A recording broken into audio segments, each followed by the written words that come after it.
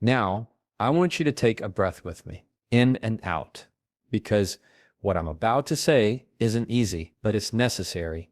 If you've ever been in a relationship, a situation, or even a family dynamic with a narcissist, you know it's draining, it's confusing, it makes you question your worth, and yet here you are, still standing, still thinking, still feeling. That's not by accident.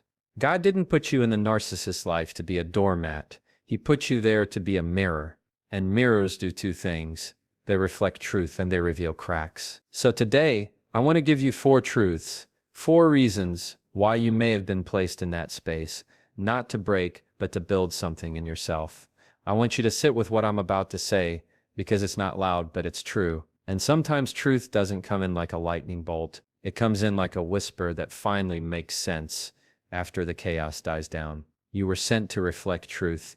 Now, I know that might not feel like a good enough reason for everything you've endured. The manipulation, the gaslighting, the confusion, the way they twisted every conversation until you started to feel like the problem. I know how that wears you down, and maybe you've asked yourself 100 times, why me? Why did I end up in this relationship, this family, this workplace? Why did someone with your empathy, your heart, your sensitivity get thrown into the orbit of someone so self-absorbed, so controlling, so unaware? But I want to offer you something that's not blame and not pity, just perspective. Because sometimes God puts people in the lives of narcissists, not to fix them, but to reveal them. And that's exactly what you do when you live with integrity. In front of someone who's built their identity on illusion. You reflect truth. You don't even have to try. Just by being who you are, honest, authentic, emotionally aware, you become a mirror. And mirrors don't yell, they don't argue, they don't force anything. They just show, and that's the one thing a narcissist can't stand being shown. You see, narcissism isn't about confidence. It's not real self-worth. It's actually the opposite. It's a fragile ego wrapped in armor.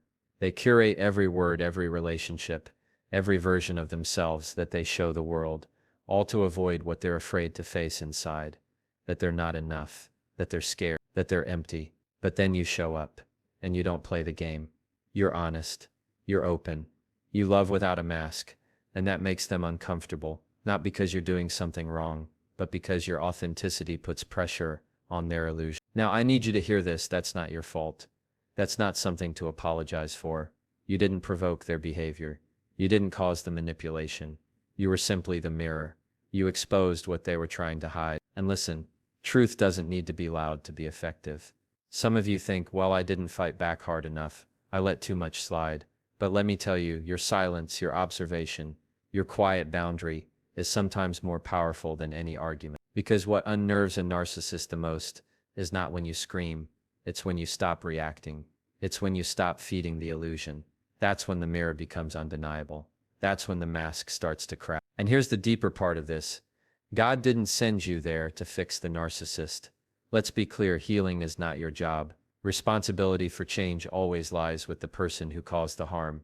Your purpose was never to carry someone else's broken identity on your back. Your purpose was to reflect truth, to stand in light. And in that light, one of two things happens. They either step toward healing, or they fight to stay in the dark.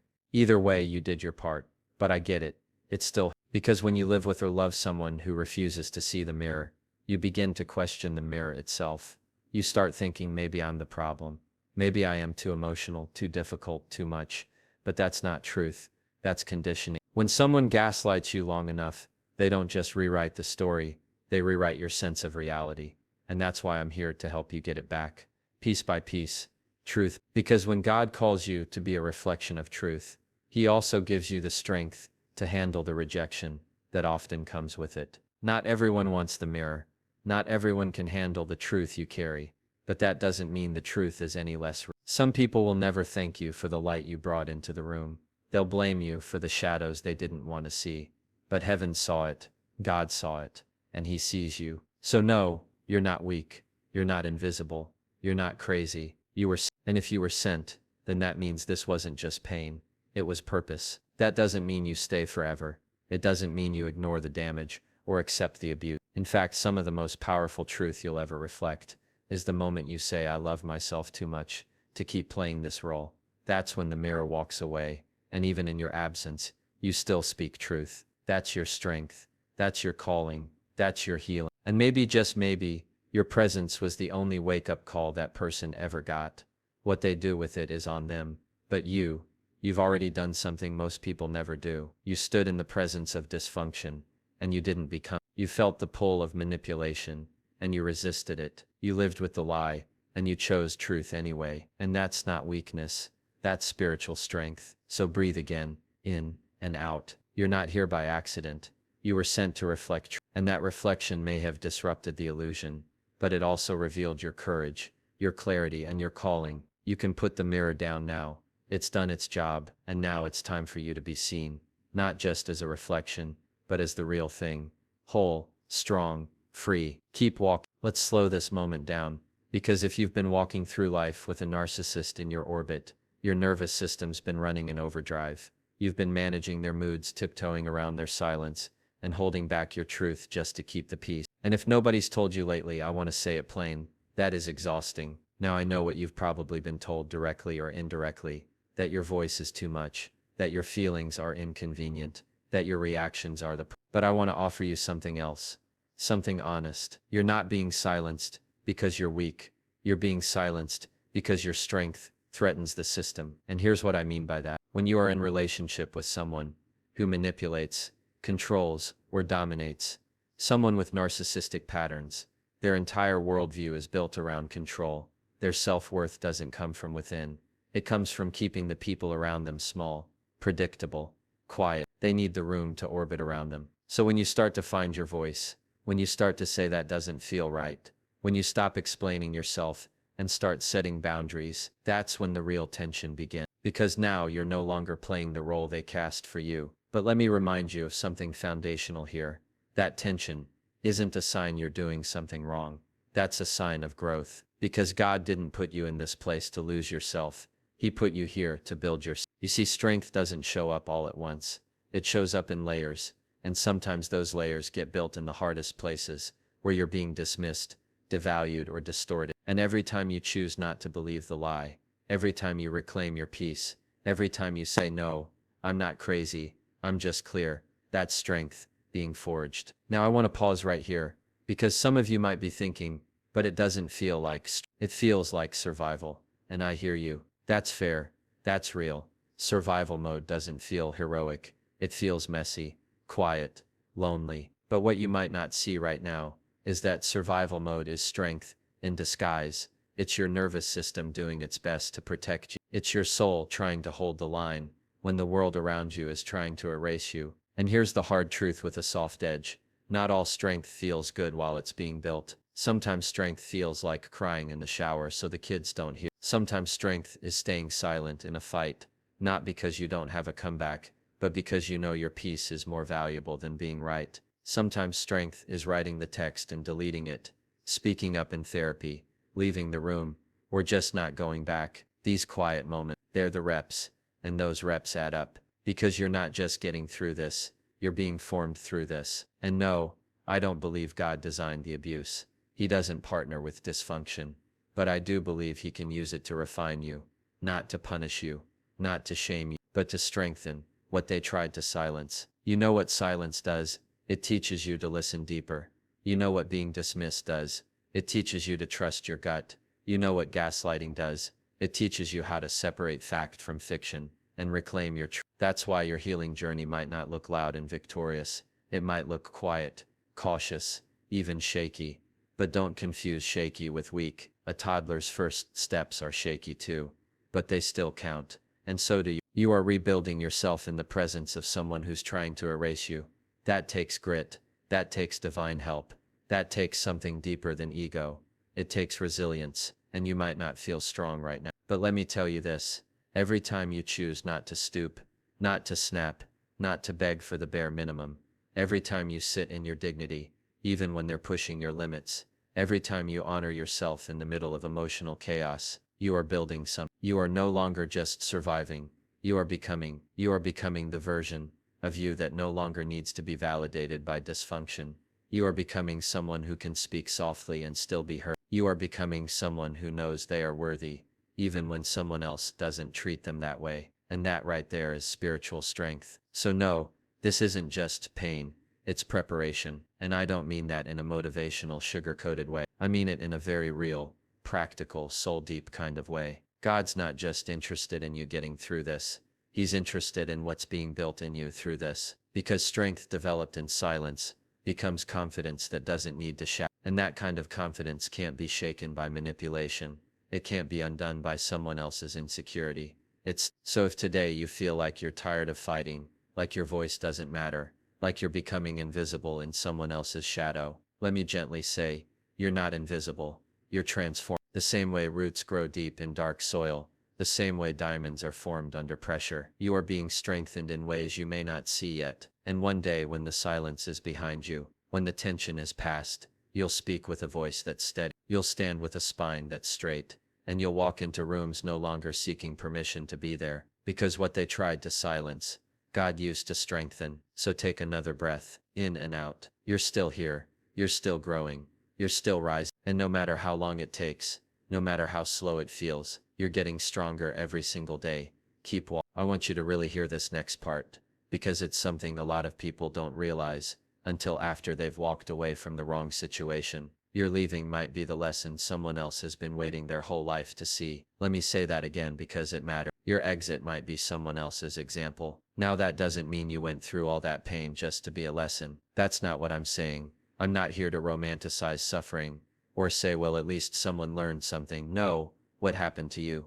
That wasn't okay. The way you were treated, the way your voice was minimized, your needs dismissed, your spirit constantly drained, that's real harm. And we don't sugarcoat that. But what I am saying is that your decision to get out, to say no more, to stop playing the part someone else wrote for you, that carries power. That decision doesn't just change your life, it changes the lives of the people watching you. And yes, someone is always watching. Could be a child, could be a friend, could be a coworker who's quietly going through the same thing you were, could be someone on the outside who's been taught to normalize dysfunction, to make excuses for bad behavior, to suffer quietly, because that's just how it is. Then one day, they see you leave, they see you walk away, not with rage, not with vengeance, but with clarity, with peace, with dignity, and suddenly, something clicks, because sometimes the most powerful sermon isn't preached, it's lived. And your life, your choices, your boundaries might be the first time someone's ever seen what freedom actually looks like. Now here's the honest part that doesn't get talked about enough. Leaving isn't glamorous. It's not this Hollywood movie scene with theme music and a triumphant exit. A lot of times it's messy, quiet, lonely. You walk away still doubting yourself, still hurting, still wondering if you did the right thing. But you did, because sometimes freedom doesn't feel like a celebration. It feels like grief. You're grieving the version of you who tolerated too much. You're grieving the hope that maybe one day they'd change. You're grieving the time you lost trying to make it work. That grief is real, and it deserves space. But hear me, your grief does not cancel out your growth. Both can exist, and they do. Because walking away from dysfunction isn't just about escape, it's about transformation. And it takes more strength to leave quietly than to stay loudly. It takes more courage to start over than to suffer in place. And it takes more love for yourself, for your future, for your soul to say, I deserve better than this. And when you make that choice, that's not just self-preservation, that's leadership. Let's talk about that for a second, because the word leadership gets thrown around a lot. But here's what I believe real leadership looks like. It looks like doing the hard thing so someone else knows it's possible. It looks like living your truth, even when it costs you comfort. It looks like drawing a line, not to hurt anyone else, but to protect the sacredness of your peace. That's what your exit becomes, a line in the sand, a declaration, not just I'm done, but I'm free. Not just this isn't working, but this isn't me anymore. Not just you're hurting me, but I love myself too much to stay in what's hurting. Now you may not get applause for that. Some people won't understand it. Some people might call you selfish or dramatic. That's okay. They're not living your life, you are. And here's what I know. People rarely applaud you when you choose yourself, but months or years down the line, they'll remember it, and some of them might even follow you through the door you were brave enough to walk through first. Because sometimes people don't leave their toxic situation because they don't know they can. They've never seen it done. They've never watched someone choose dignity over dysfunction. but then you did, and whether you realize it or not, your healing is making space for theirs. Not because you saved them, not because you fixed them, not because you convinced them to change, but because you showed them what it looks like to change yourself. And that's the thing about healthy boundaries. They don't control others, they clarify you. They tell the world who you are and what you'll allow, and they speak volumes, even when you say nothing. So if you're sitting here wondering if you're leaving even mattered, if you're questioning whether the storm was worth it, if you're still picking up the emotional debris from relationship or environment that tried to keep you small, I want you to remember this. Someone is watching your strength and realizing they don't have to stay stuck either. That's legacy. It's not loud, it's not flashy, but it's holy, and it doesn't come from titles or platforms. It comes from hard choices, from quiet nights, from long prayers and trembling steps, from the moment you said, I don't have it all figured out, but I know this isn't love, and I'm walking away anyway. That's where legacy begins. So take a deep breath, in and out. You are not just a survivor. You're not just someone who made it through. You are a living example of what happens when someone chooses truth over performance, wholeness over pretending, and freedom over fear. And that example, it's not just changing your life, it's giving someone else the permission to change theirs. Keep walking. Let's just pause in this moment, because what we're about to talk about isn't easy, but it is necessary. When you've been in the orbit of a narcissist, when you've carried the weight of their emotions, walked on the eggshells of their moods, and silenced parts of yourself just to survive, it can leave you wondering, why me? Why was I the one chosen to walk through this? It can make you question your strength, your value, your very place in the world. You don't just leave the situation tired, you leave it changed, and sometimes you wonder if the change was worth it. So here's what I want to say, and I want you to hear this in your bones. God trusted you with the assignment. I know that might not sound like comfort at first. It might even feel a little unfair. Why would God trust me with this? Why this kind of pain? Why this person? Why this fight? And here's the honest truth. I don't have all the answers to that. I'm not here to package your suffering into a neat little quote. But what I do know, what I believe deeply, is that God does not waste pain. He does not overlook injustice, and he does not abandon the people he calls. Sometimes the assignment isn't about changing them. It's about revealing you, because maybe before all this, you didn't realize the strength inside you. Maybe you were still playing small, still deferring to other people's voices, still shrinking to keep the peace. Maybe you didn't yet see what God already saw in you: leadership, discernment, compassion, resilience. But then came the pressure. And under that pressure, the real you started to emerge. Not the people pleaser version of you. Not the masked up, don't rock the boat version of you. The true you. The version of you that recognizes toxicity and walks the other way. The version that says no without apology. The version that learns how to listen to God's voice over the gaslighting voice of others. See, when God trusts you with an assignment, it doesn't always come in the form of a spotlight. Sometimes it shows up as a battlefield. And he doesn't send you into it because you're weak. He sends you because he knows what you carry. He knows your heart for people. He knows your ability to endure and still remain kind. He knows your longing for peace, not just for yourself, but for those around you. That's the kind of person who can be trusted with an assignment like this. Now, don't get me wrong, being trusted doesn't mean being used. God isn't using you for sport. He's forming something in you that can't be shaped in comfort, because some gifts don't grow in the spotlight. They grow in the shadow. Discernment, clarity, wisdom, spiritual authority. Those things get built in the dark.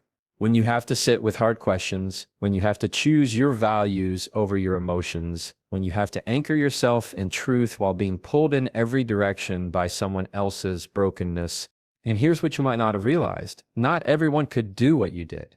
Not everyone would have had the courage to stay long enough to understand what was going on.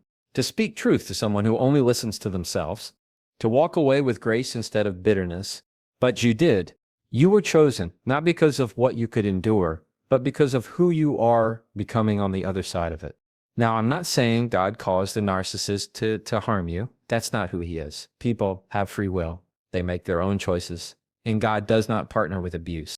But what I am saying is this: even in the mess of it, even in the dysfunction, and the confusion, God still had his hand on you. He still saw you, still covered you, still whispered truth to your spirit when everything around you is trying to make you forget who you are.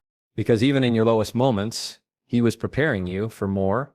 And maybe now the assignment is shifting. Maybe the season of survival is ending and the season of leadership is beginning. Not loud leadership, not platform leadership. I mean, quiet leadership, the kind that lives in your boundaries, your discernment, your healing, the kind that doesn't need revenge to feel free. You see, when God trusts you with an assignment, he also equips you for the recovery. You don't just get released from the dysfunction, you get restored from it. That means your joy comes back, your peace settles, your identity strengthens, your clarity sharpens, and your ability to lead others, maybe even just by example, deepens. Because God doesn't just care about what you survived. He cares about what you're stepping into now. He wants you whole, not just functioning, thriving. And the same voice that sustained you when you were walking through the fire, that voice will guide you into this next chapter, where you learn how to trust yourself again, how to be soft without being silenced, how to be open without being overrun, how to love without losing yourself. And maybe most importantly, how to say yes to what God's calling you to do next. Because make no mistake, your story didn't end when you walked away. It started, and now it's time to move forward, not in fear, but in faith. Not in shame, but in honor. Not in regret, but in responsibility for your next steps. Because you've been trusted with something sacred. Not just a testimony, but a life that reflects what healing actually looks like. Take a breath in and out. You didn't go through all that just to end up bitter or broken. You were trusted with the assignment because you are capable, called, and covered. So walk forward boldly, wisely, gently. You've been equipped. You've been sent. You've been trusted. Now go live like it. Keep walking.